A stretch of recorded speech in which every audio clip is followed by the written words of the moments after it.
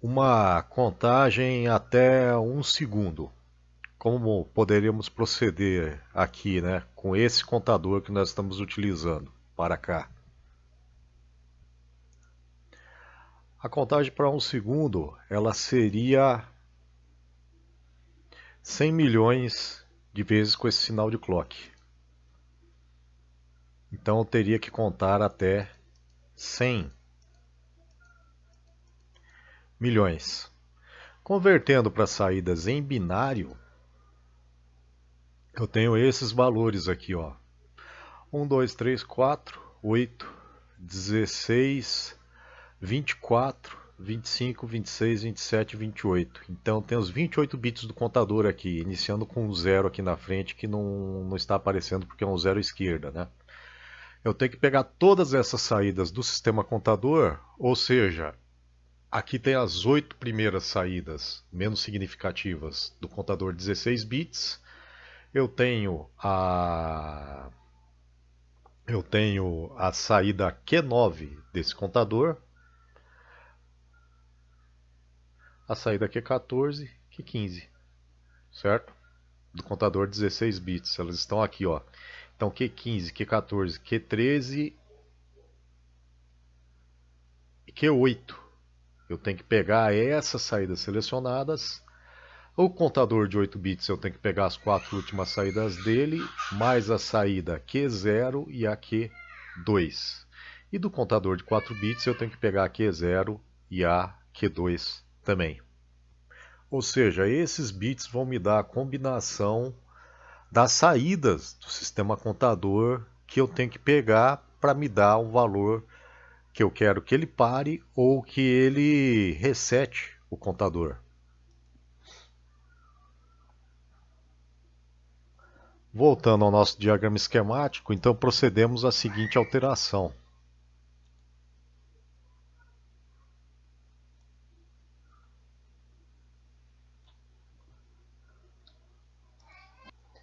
Então, o circuito final, baseado no contador que fizemos, ele ficaria dessa forma aqui, com as saídas nesses níveis lógicos aqui, todas com valor 1, as saídas correspondentes. Lembrando que o primeiro zero aqui à direita é da saída menos significativa, que é a primeira saída do contador de 16 bits. E o último aqui seria a penúltima saída, porque na realidade o nosso sistema contador tem 28 bits e aqui são apresentados 27 bits. Então seria a saída Q2 do último contador de 4 bits. Eu seleciono todas essas saídas aqui, que seriam as saídas Q15, Q13, Q15, Q14, Q13, Q8 do contador de 16 bits, a saída Q7, Q6, Q5, Q4, Q2 e Q0 do contador de 8 bits e a saída Q2 e Q0 do contador de 4 bits. Então tem que pegar essa combinação aqui para a hora que essa combinação chegar na contagem, que vai ser equivalente a 100 milhões de pulsos, o contador ele zerar. Dessa maneira eu consigo fazer com que ele zere em um segundo. Então eu elaboro o circuito aqui que eu já modifiquei, estou dando ele pronto aqui dessa maneira aqui, ó. Eu peguei aquelas saídas correspondentes lá, as saídas do contador de 16 bits, de 8 bits, o de 4 bits. Aqui lembrando bem, como eu pego do barramento e vou jogar os bits para as entradas dessa porta E aqui, eu seleciono para cada ligação dessas dos bus taps aqui as saídas Q15, Q14, Q13 e a saída Q8 para mandar para lá. Do contador de 8 bits a mesma coisa, seleciono as saídas correspondentes aos bits aqui que vão me dar 100 milhões. E do último contador de 4 bits também. Quando ele alcançar a contagem de 100 milhões de vezes, que corresponderia a um segundo, ele envia um sinal 1 para essa saída da porta lógica aqui. Ou seja, eu fiz uma combinação com as saídas que tem que me dar um sinal 1. Enviando o sinal 1 para essa porta lógica E aqui, da saída dela, ela envia para os clear que vão zerar o contador bem em um segundo, ou na contagem dada ali selecionada. Essa porta ou serve também porque o acionamento pela chave eu posso fazer o reset também, que é o SW4. Antes estava ligado para lá, para facilitar eu coloquei outro marcador do SW4 aqui, que é o mesmo se tivesse ligado para cá. Eu seleciono a opção para misturar as redes daí, Merge Nets, dos dois aqui. Então seria como se essa entrada da porta lógica ou estivesse ligada aqui. Então ela vai dar o reset aqui num contador, se for a saída dela. Ou seja, se eu acionar pela chave o reset, ou se o próprio contador der o reset aqui. Caso eu queira armazenar a contagem a hora que ela chegar em um determinado valor, ou seja, um determinado valor a parar, como se fosse um temporizador, para o acionamento de alguma coisa, funcionando como um temporizador com atraso no acionamento, que a gente fala, né? Daí eu tenho que adicionar mais um let aqui na saída para armazenar esse valor e ele parar a contagem bem a hora em que ele alcançou o valor de um segundo. Para executar isso, eu venho aqui nos símbolos, no circuito sequencial também, eu tenho os LETs aqui, ó, ou os flip-flops, né? Aí, por exemplo, o primeiro que eu tenho aqui é um LET comum, ele armazena um bit. Aqui eu tenho o LET tipo D, né? O flip-flop tipo D 16 bits, ou flip-flop tipo D 16 bits com Clear Enable.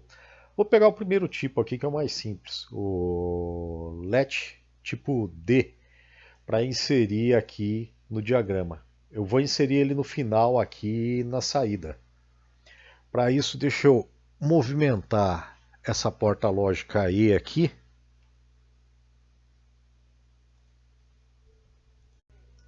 Eu desloquei a porta lógica E mais para trás para caber outro símbolo lógico aqui que é o LET, flip-flop tipo D. Eu posso inserir ele ali. Deixa eu só afastar mais esse condutor aqui. Vou apagar essa ligação aqui, depois eu faço ela. Aí insiro flip-flop tipo D. Ele está aqui.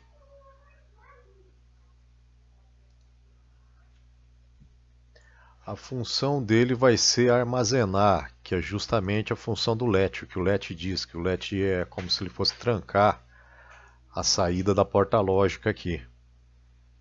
Ele vai me indicar, por exemplo, eu posso colocar um LED aqui no final, para ele me indicar a hora que ele efetuar a temporização.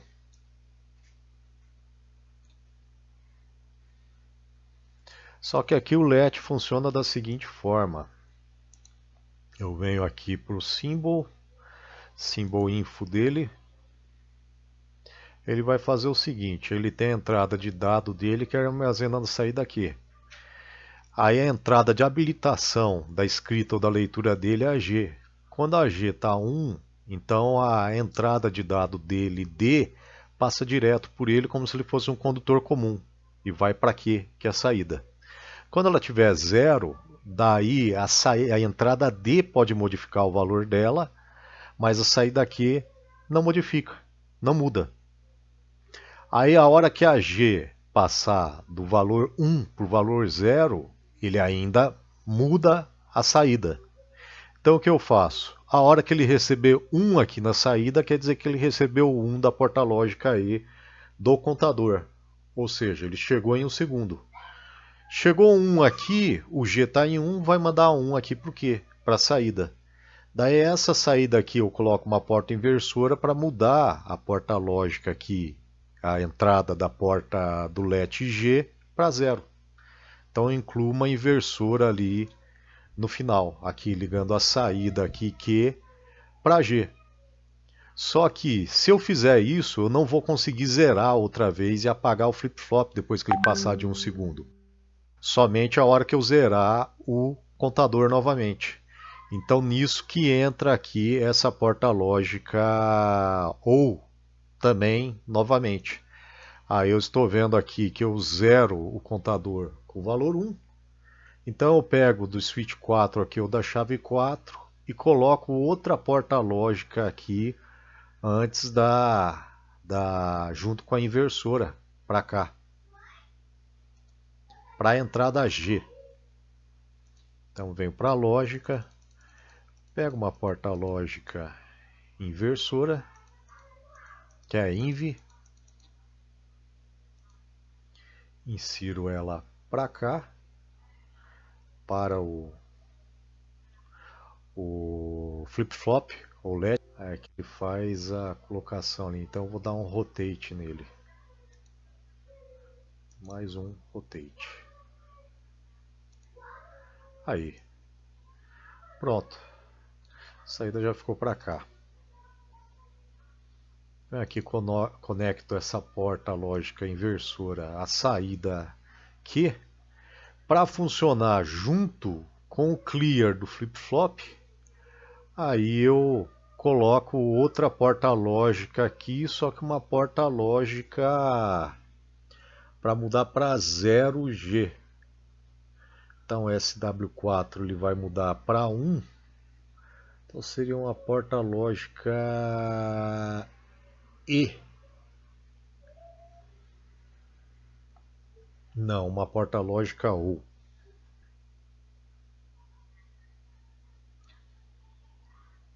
Pronto.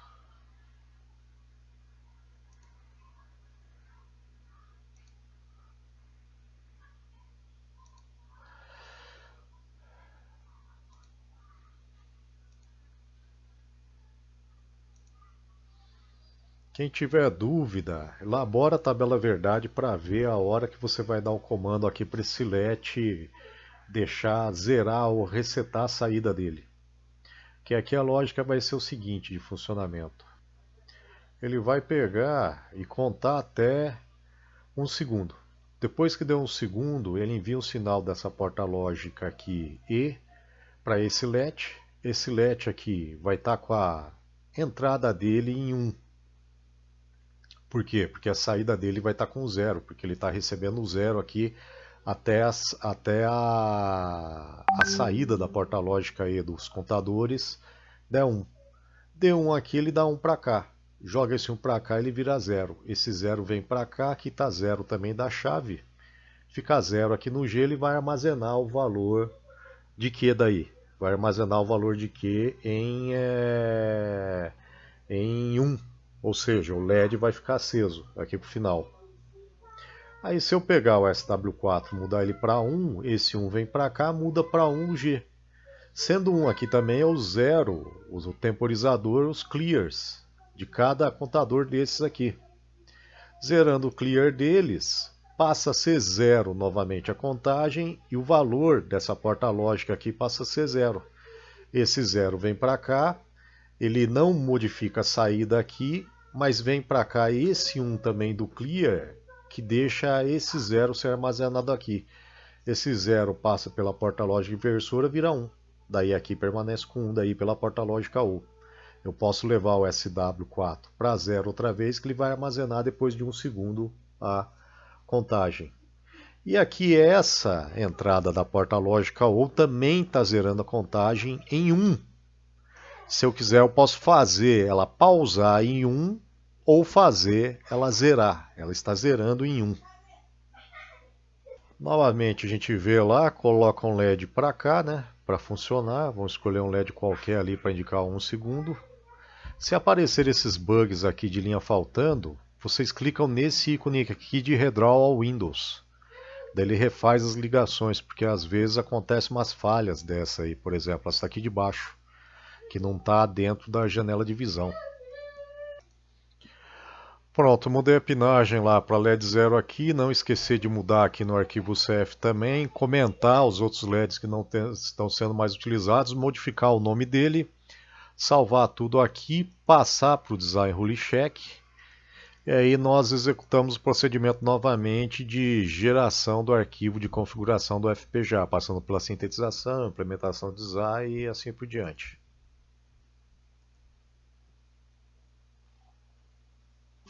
Ele terminou o processo novamente, tem uns warnings aqui, provavelmente deve ser pelo LET também que foi inserido ali. Gerou o arquivo de programação, o retorno para o Adept aqui, um program na placa. Aí pronto, ele já inseriu o novo circuito, esse novo circuito ali na placa, depois que terminou o processo Generate Programming File. Esses procedimentos vão ser seguidos em todos os circuitos que vão ser elaborados daqui em diante. Então é bom seguir tudo isso.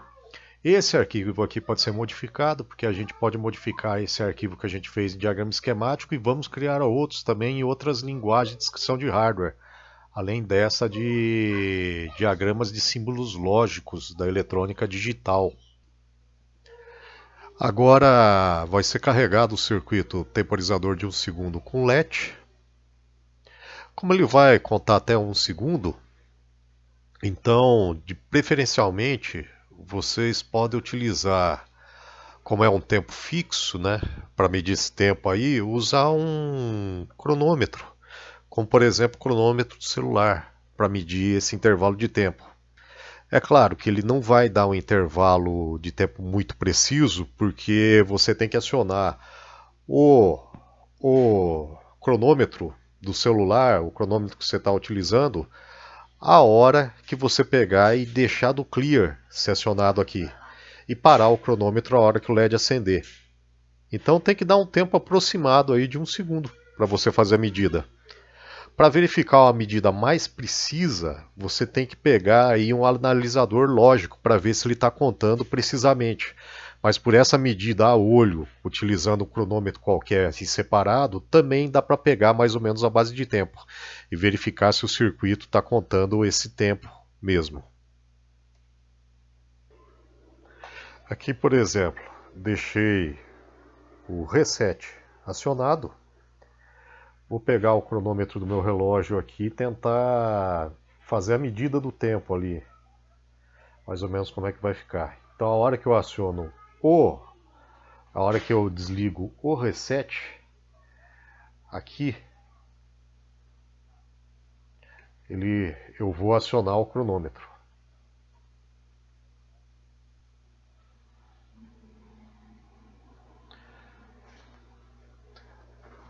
Olha lá o tempo dado. Eu consegui e acionei ali e verifiquei mais ou menos em 1,1 segundo.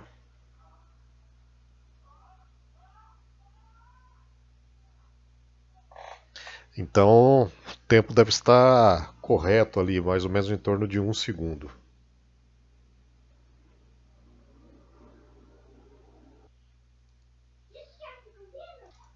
Dessa forma, eu escolhi um LED para saída, que foi o LED 0, modifiquei. Não esqueci de modificar no arquivo CF também, comentar os LEDs, as linhas que tem os LEDs que não vão ser mais utilizados, modificar o nome do LED, tirando o sinal de menor e maior dele lá, porque agora é um LED só, né? O circuito do temporizador de 1 segundo, então, com sinal de clock de 100 MHz é esse aqui de baixo, então. O circuito de cima ele não é utilizado, né? Não sendo mais necessário o circuito de cima para finalidade de temporização, que a gente está testando o circuito só de baixo, eu posso apagar o circuito de cima e se quiser eu posso vir aqui ó, e salvar esse novo circuito só do temporizador como um arquivo separado. Eu venho em File, Save As. Save As aqui embaixo, certo? Que ele vai servir, ele vai salvar, ele vai gravar agora o arquivo que está selecionado ali, Save As. Ele já é o esquemático, está ali como SCH. Eu procedo ali e tiro o nome dele, né? Vou colocar ali o nome de tempo underline 1 segundo, certo? E salvei esse arquivo aqui. SW3 e SW4 eles continuam aqui, LED 0 também, ele continua ali. Então o arquivo UCF ele não modifica. A entrada de clock CLK também está aqui. Salvando esse arquivo, eu retorno para o Design Explorer, o Project Explorer, e clico outra vez no Aula 1. Porque o arquivo agora que tem esse diagrama esquemático só do temporizador é esse do tempo, underline 1 SCH. O outro arquivo anterior, que eu havia feito com outro circuito combinacional de exemplo, continua ali, salvo ainda. E ele continua no projeto também, ó. Eu retorno para o Design Explorer, ele se encontra aqui no projeto, do mesmo jeito. Só que esse arquivo anterior do aula 1, e não que eu salvei agora, está no projeto. E esse arquivo aqui atual que eu salvei, eu fiz o novo sem o circuito anterior, ele não está no projeto, ele não está incluído aqui. Então eu venho para cá no Project Explorer, clico o botão direito em cima do FPGA e coloco a DD Source. Aí é só incluir aquele arquivo novo ali, que eu salvei com outro nome. Então abrir. Ali eu dou um OK, confiro certinho. Pronto, agora ele aparece no diretório do meu projeto aqui, né? Antes ele só estava no diretório do projeto no pendrive. Agora ele aparece aqui no Design Explorer, ou seja, ele está incluído dentro do meu projeto. Aqui tem o seguinte, se eu quiser rodar somente ele para colocar no FPGA, eu vejo que eu tenho dois arquivos aqui, o anterior que eu estava utilizando, ele está como principal, que está com esses 3 quadradinhos aqui. Então eu tenho que passar esse arquivo agora, se eu quiser descarregar, compilar ele, sintetizar e gerar o arquivo de configuração relativo a ele, para ele ser o programa principal, para ele ser o arquivo ou o circuito principal do projeto. Então eu clico com o botão direito em cima dele e coloco Set as Top Module. Dou um Yes. Vocês viram que ele pegou e passou o símbolo dos 3 quadradinhos para esse arquivo aqui e passou já o arquivo CF da pinagem para ele. Então o arquivo CF, como não foi modificado, fica igual, só que passou do circuito anterior para esse daqui. Por quê? Porque eu só tenho um arquivo de pinagem nesse meu projeto, nesse meu diretório, então ele já passa automaticamente para esse circuito que vai ser o circuito principal, já atribui para ele automaticamente. Se eu tivesse outro arquivo CF aqui para esse diagrama esquemático anterior e outro novo para esse circuito aqui que eu coloquei como principal, eu teria que adicionar ele para cá também. Então, se eu mudar o nome desse arquivo, eu posso salvar ele com outro nome também, eu tenho que incluir o arquivo certo para o circuito certo daí. Então, eu posso ter mais de um arquivo CF também. Eu posso manter esse arquivo CF aqui para cima no circuito anterior e modificar o nome dele para esse circuito novo aqui. Como ele está o mesmo, daí eu não precisei fazer isso. Então eu posso colocar esse circuito aqui como principal e ele já passa automaticamente para esse circuito.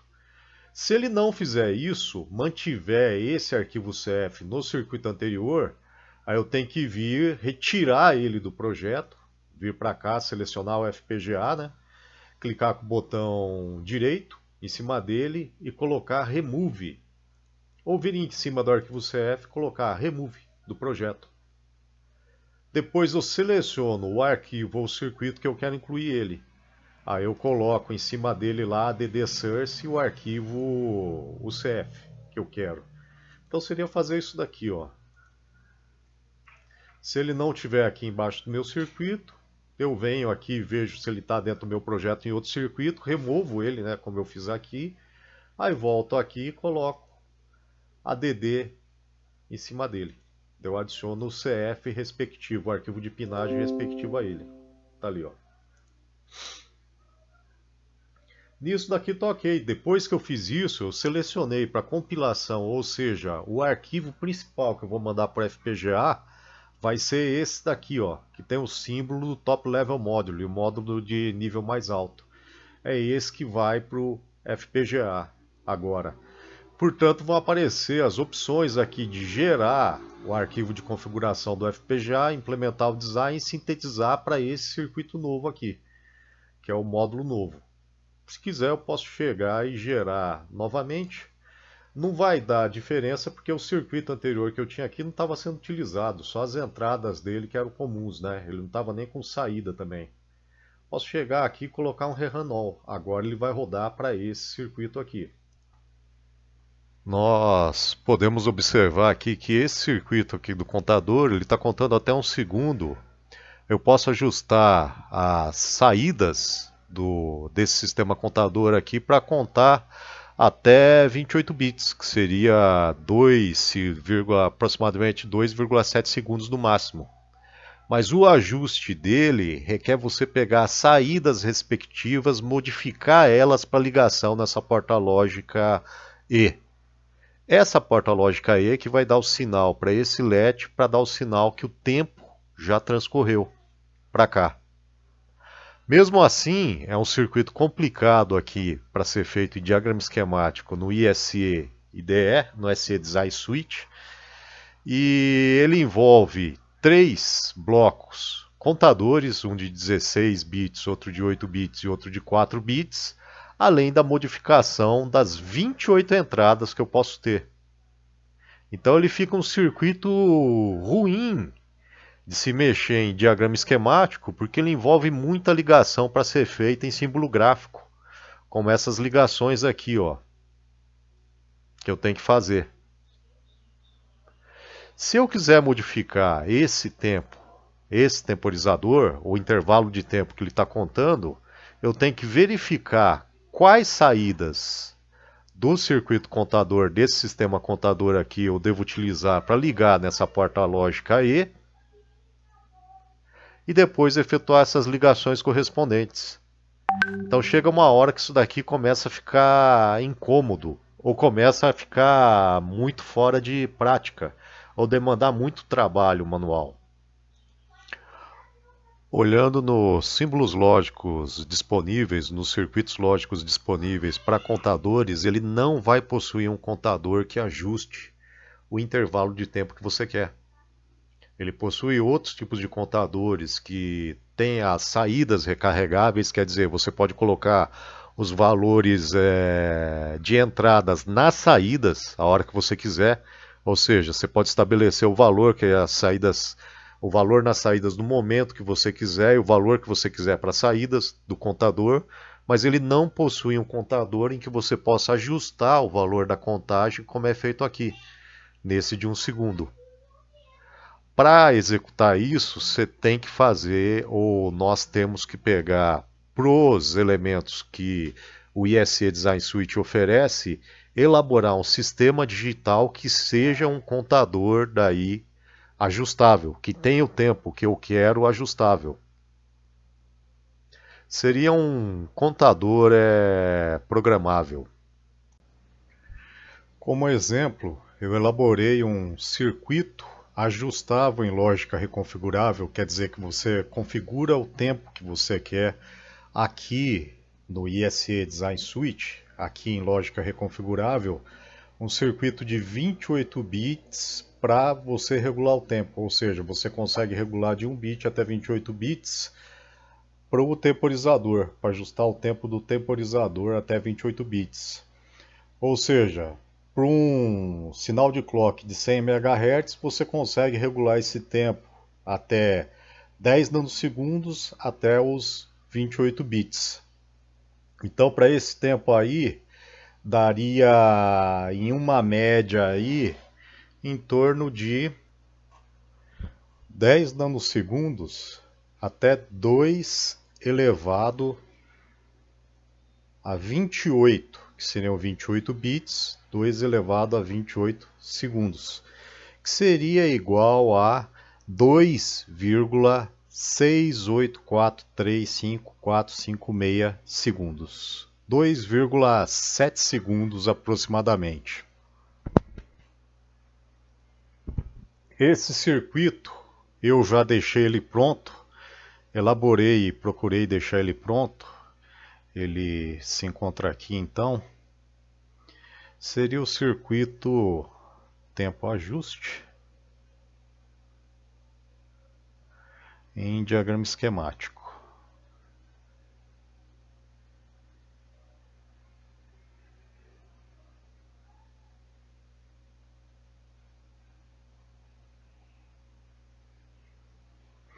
Tempo underline ajuste.sch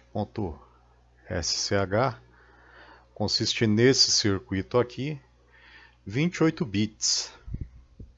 Eu vou fechar as janelas aqui de baixo para poder observar ele melhor. Como eu falei, é um circuito que ele fica grande se tratando de 28 bits. Em diagrama esquemático ele vai ficar grande, então ele fica inconveniente para se lidar em diagrama esquemático, sendo o circuito grande.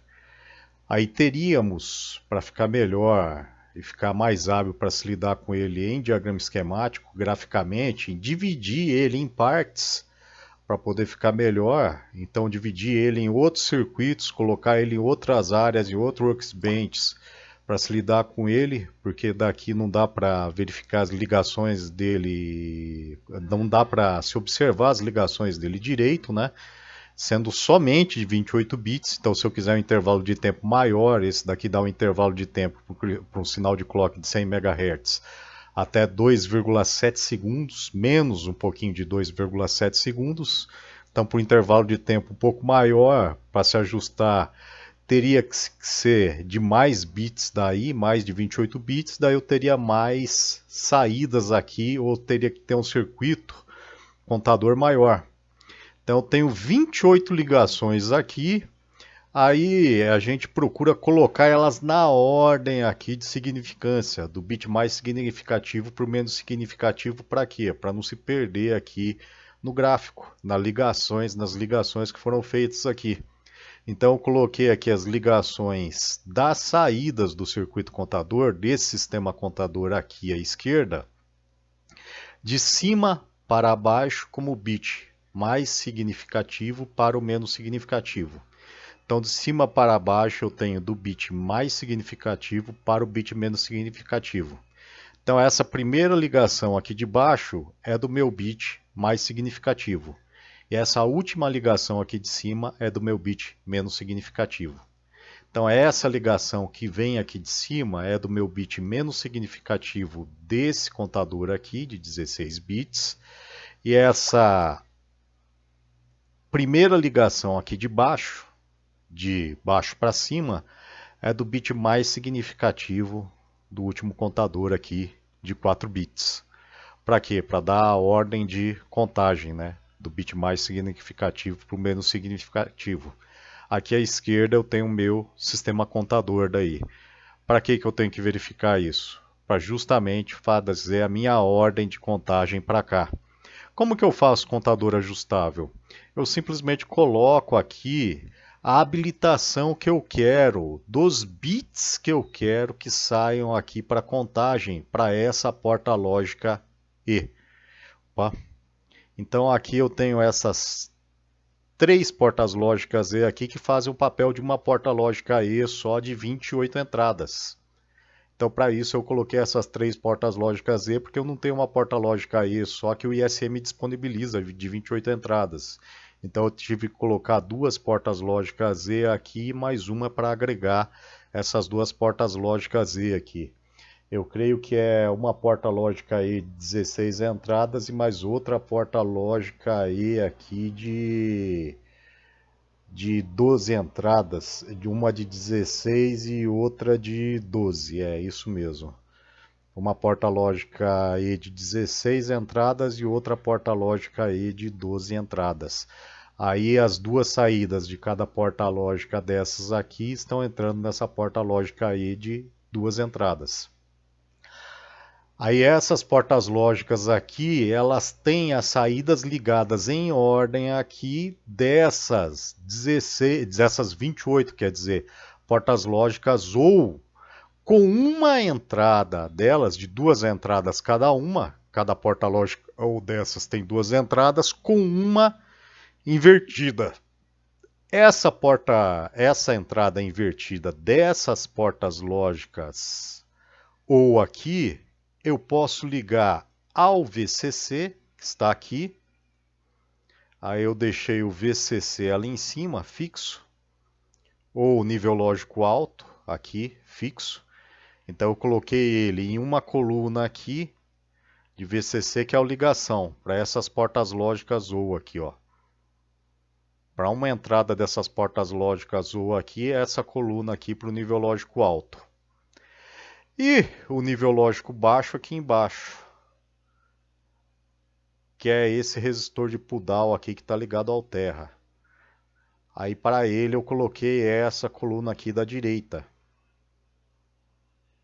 para essa entrada inversora das portas lógicas ou.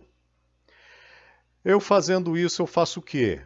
Eu posso inibir por essa porta lógica inversora aqui a entrada que vem da outra, quer dizer, a saída que vem para a entrada, para outra entrada que não é invertida das portas lógicas OR.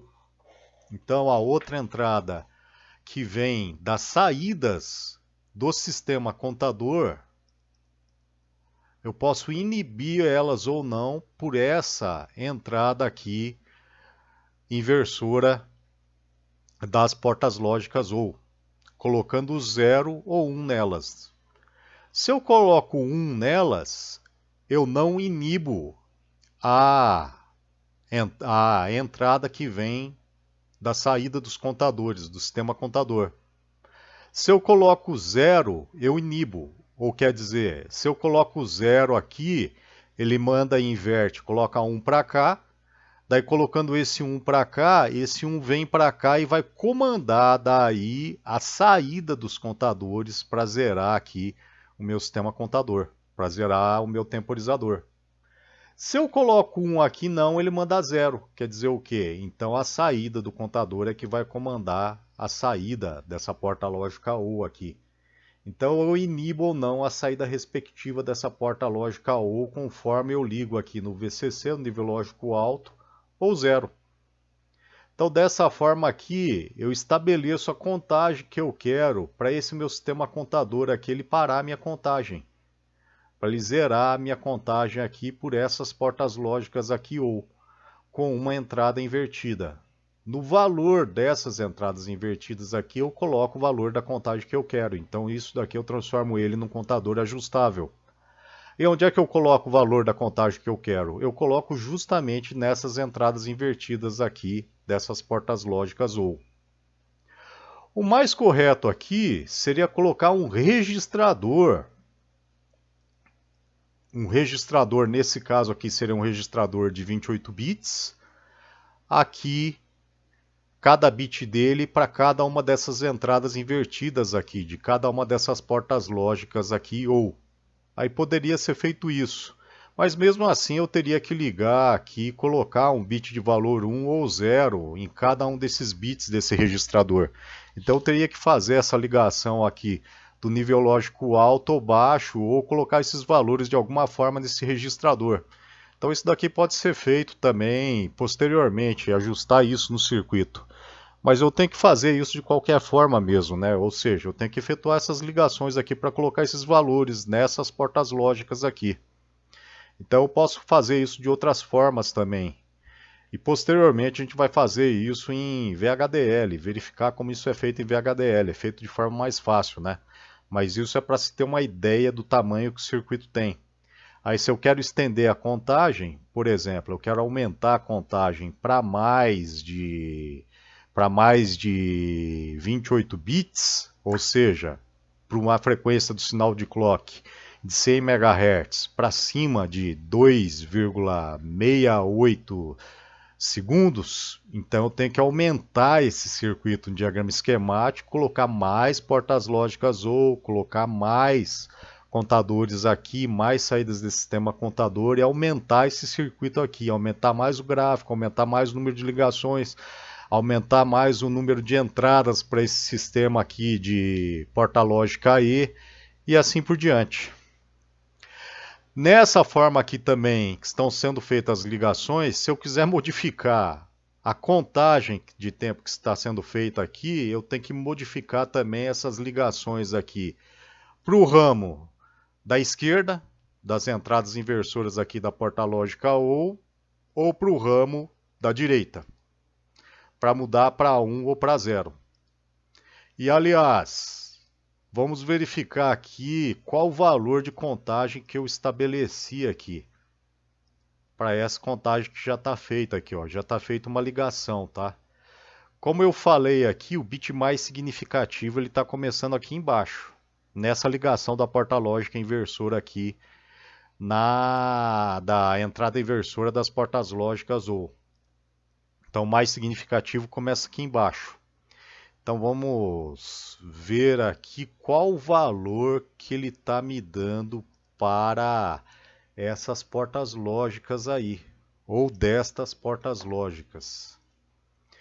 Então aqui, ó, o primeiro bit que ele tem é aqui a entrada dessa porta lógica aqui inversora. Ela estando ligada aqui à esquerda, ela está ligada no 1, porque aqui, ó, à direita ele vai estar ligado no 0, como está aqui, né? Então o primeiro bit ali que eu tenho é 1. Ó, o segundo é 0. O terceiro é 1, o quarto é 1, o quinto é 1, o sexto é 1, o sétimo é 1. Então é 1, 0, 1, 1, 1, 1. Deixa eu ver. Primeiro, segundo, terceiro, quarto, quinto, sexto, sétimo. Então, 1, 2, 3, 4, 5, 6. Não, o sétimo ele está em 0. Então, 1, 2, 3, 4, 5, 6, 7. Não, o sétimo está em 1, o oitavo que está em 0. Então é 1, 2, 3, 4, 5, 6, 7, 8. Beleza, o oitavo está em 0. Opa. O nono está em 1, 1, 0, 1, 1, 1, 1. Então tá 1, 0, 1, 1, 1, 1. Daí 0, 0, 0. Então nono, décimo, 11º, 12º, 13º, 14º, 15º, 16º, 17º. Tá.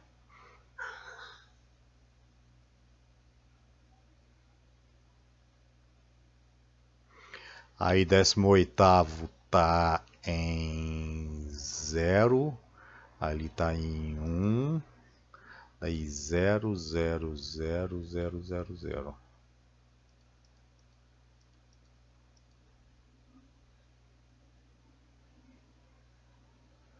Aí tudo 0 até o final. Aí tem que dar 28 bits.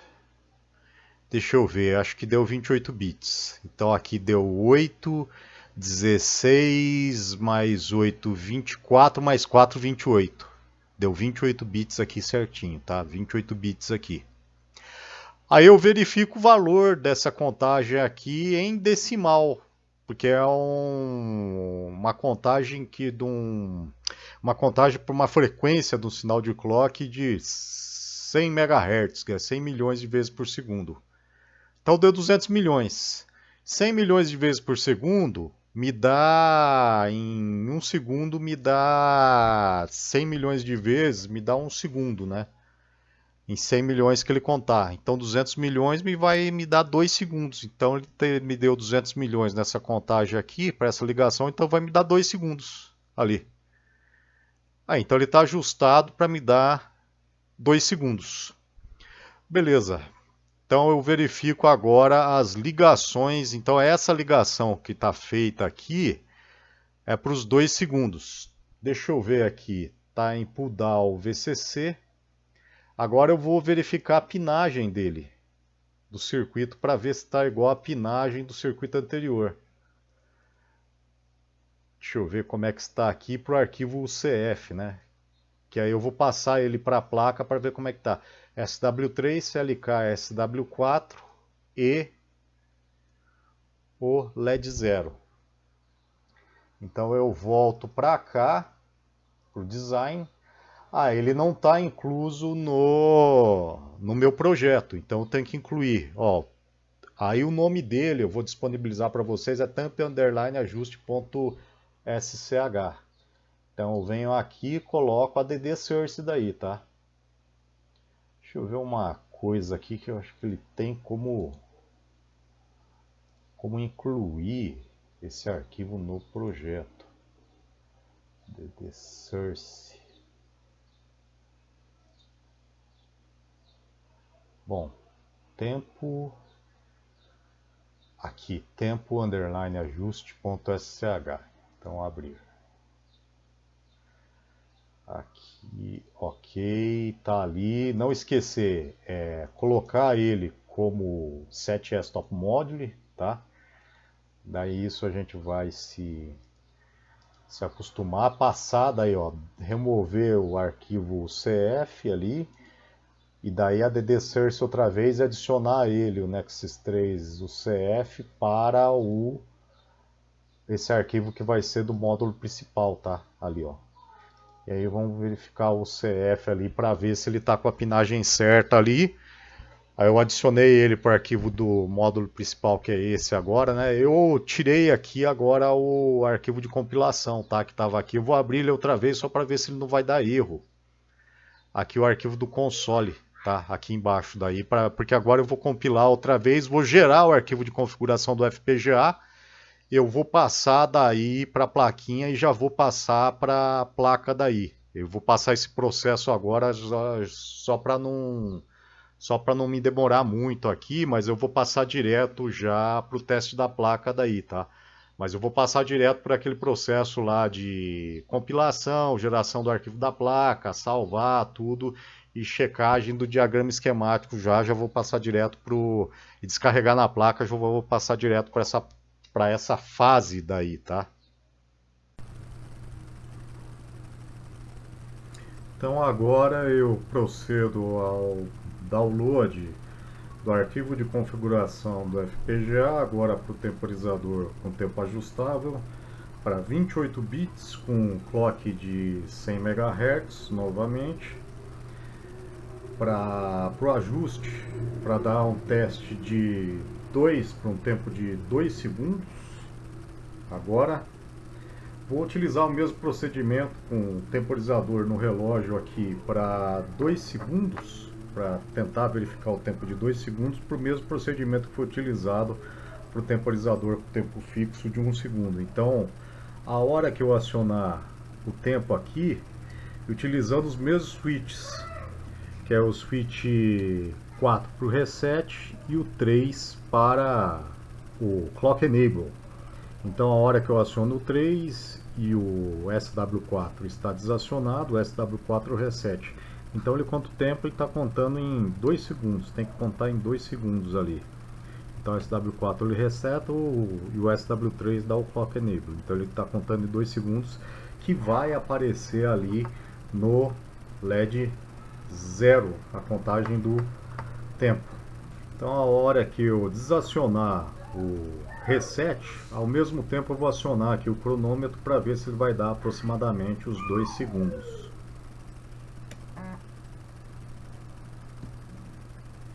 Ali deu 2.2, então aproximado ali com 0,2 de segundo, porque o acionamento foi manual, fiz o download para a placa daí.